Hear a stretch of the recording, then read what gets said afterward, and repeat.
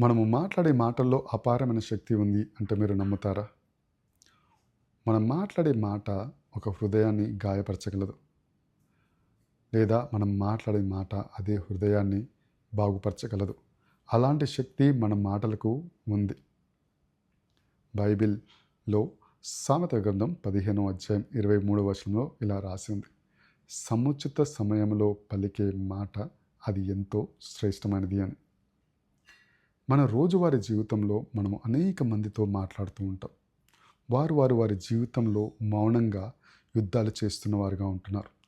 అయితే మన మాటలు వారి జీవితంలో వారి గాయానికి ఉప్పులాగా ఉంటూ ఉన్నాయా? లేక వారిని ప్రోత్సహించేలాగా ఉంటూ ఉన్నాయా? ఒక కపటమైన నాలుక కుటుంబాలను పడద్రోస్తూ ఉంటుందంట.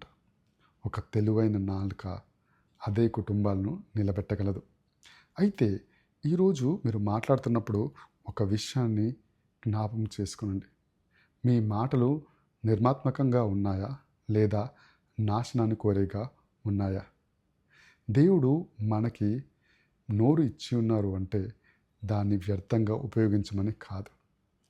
ఆ నోటితో ఆశీర్వాదాన్ని పలకమని.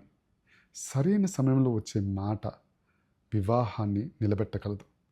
నిరుత్సాహంగా ఉన్న ఒక స్నేహితుడిని ప్రోత్సహించగలదు.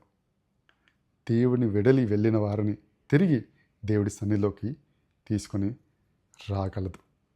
అయితే ఈ రోజు నుంచి మీరు మృదువైన మాటలు మాట్లాడండి. జీవంతో కూడిన మాటలు మాట్లాడండి. కృపతో కూడిన మాటలు మాట్లాడండి. నమ్మకాన్నిచ్చే మాటలు మాట్లాడండి. ఎందుకంటే సరైన మాట సరైన సమయంలో పలికినప్పుడు అది మానవ రూపంలో మన దగ్గరికి వస్తున్న స్వర్గం యొక్క వాగ్దానంలా ఉంటుంది. దేవుడు మిమ్మల్ని దీవించునుగాక. ఆమేన్.